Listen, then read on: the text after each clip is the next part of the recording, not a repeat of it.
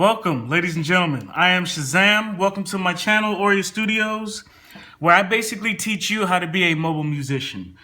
The platform that I utilize myself is the iOS platform. Here for we have an iPad Air. All right, now basically what I'm going to show you is basically how you can have the same software, same hardware that you use in a conventional studio, scaled to a different to an iOS mobile platform. Basically touch base. It makes your workflow amazing. It makes making music fun again to me because I've been doing this for over 20 years. I got bored. So also had a kid. This is a beautiful guy right here. This is Blake. Say hi, Blake. Hi, Blake. Okay, back to where we're going on. I'm basically going to break this video down into 4 sections, okay? The 4 sections are the DAWs, your multi-track recorders, your beat machines, your synths and keyboards, and your plugins and patch bay and effects and all that good stuff. Okay, so without further ado, here we go. Now, today is December 3rd, which is awesome for me because I've been waiting for this certain app to come out and revamp itself, which is Auria 2.0. Now, these apps all basically, I wouldn't say mimic, but they emulate the same functionality and quality that a lot of these $800, $900 softwares are in your PCs and your Macs. Auria basically is like Pro Tools. You have your dual edit window and a mixer window. For you Steinberg freaks, you like Cubase. You got Cubasis, which is kind of dope. I give it to them. They have their different platforms. If you're one of those Logic Pro GarageBand cats, there you go. You got GarageBand. If you a Fruity Loop dude, you know what I'm saying, or Fruity Loop chick, you know what I'm saying. You like the FL Studios, you got FL Studios. If you want to do just some quick recording of something, you got tape.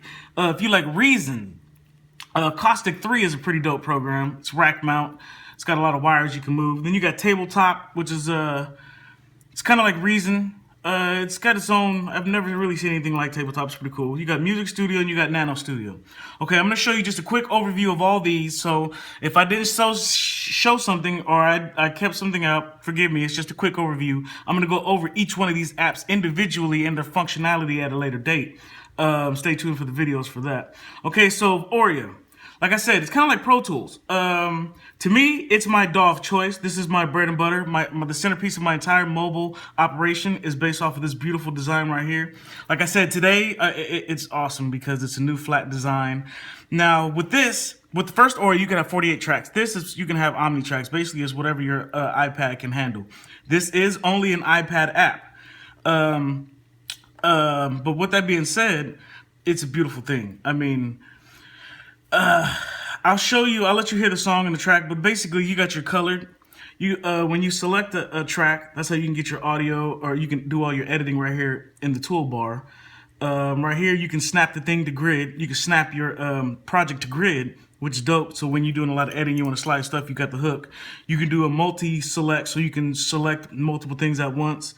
Okay. We'll go ahead and get to the mixer. Mixer's pretty dope. I'm gonna have to say it's pretty dope because you have your effects button, you have your record arm, you have your automation, which is read and write, which is pretty dope. You have your input, output, which I'll show you where that is. You have your auxiliary sends for your effects, which is beautiful because it saves on CPU power. You got your pan, you got your fader, you got your mutes, your solo, and then you can name your track. Now, aside from this, the beautiful part, this is where Auria blows my mind, is this section right here. You got your expander gate section right here. You got your equalizer with your high, low pass filters. You got your compression with your levels. How you arm it is basically by arming the little buttons right here. There's expander, EQ. And as you see, as I did it, it lit up that track. Now, because this can cover up some tracks, what they do is they give you everything you got over here.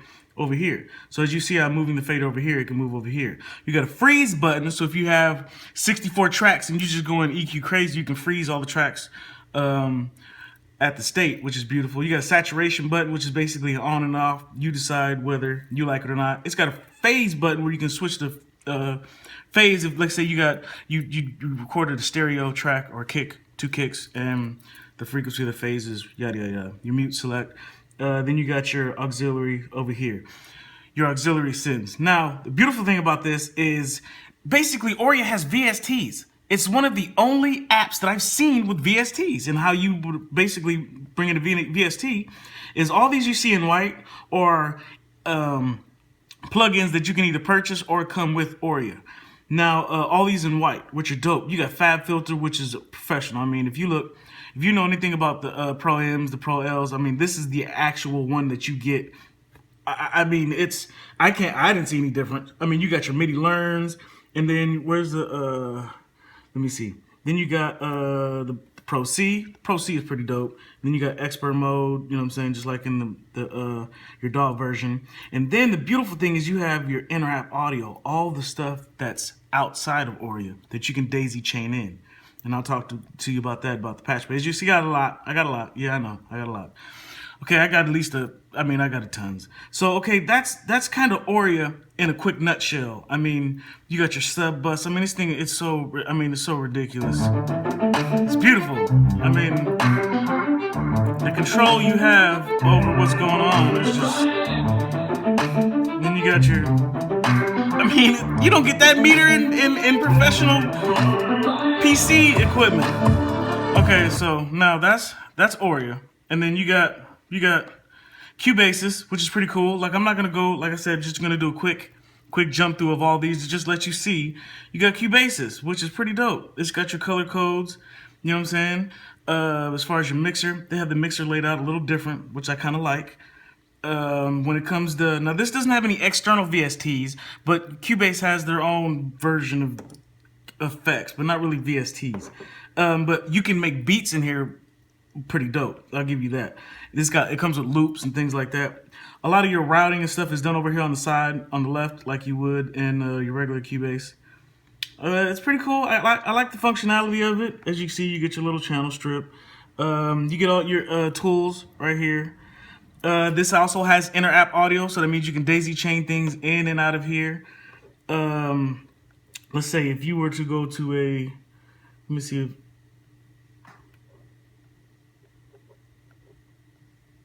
okay, well, here's where you can, is your media bay, I believe is what they call it, where you can add MIDI and you can preview this stuff. And then there's your inter-app audio as far as instruments goes, which is pretty dope. You can load your projects, your mix downs, you can get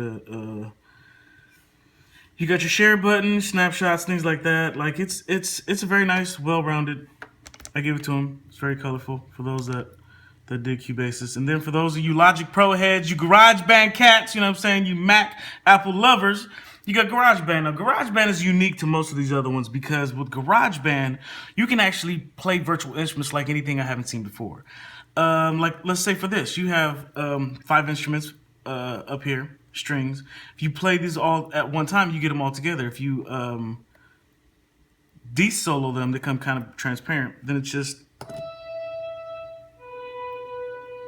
get some volume up here.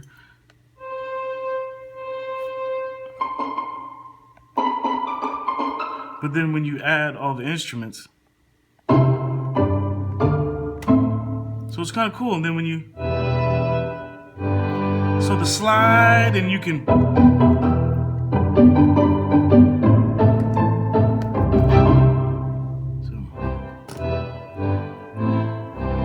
that's pretty cool. I really dig that.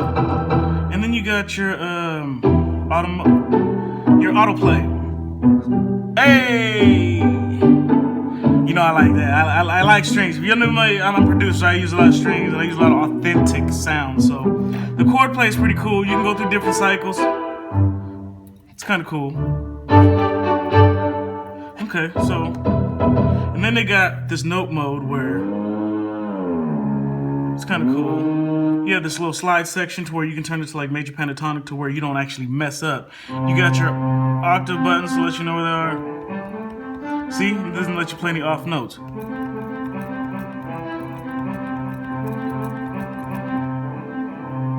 So it's kind of cool. It's kind of cool. You can go,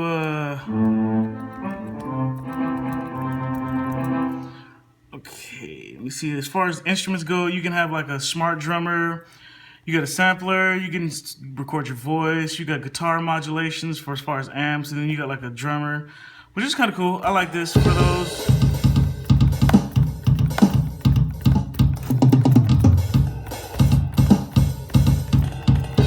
for those.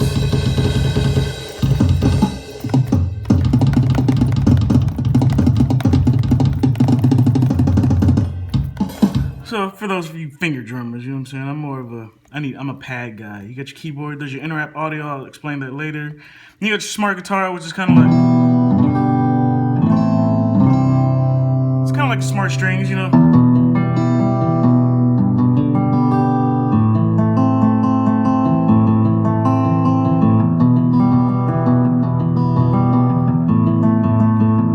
And then you got the strum.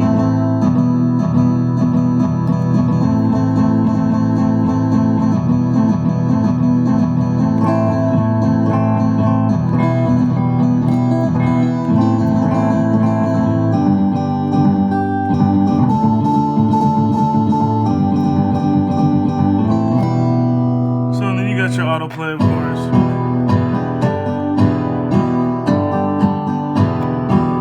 So it's kind of cool. GarageBand is very unique with that. Okay, I spent a little too much time in GarageBand.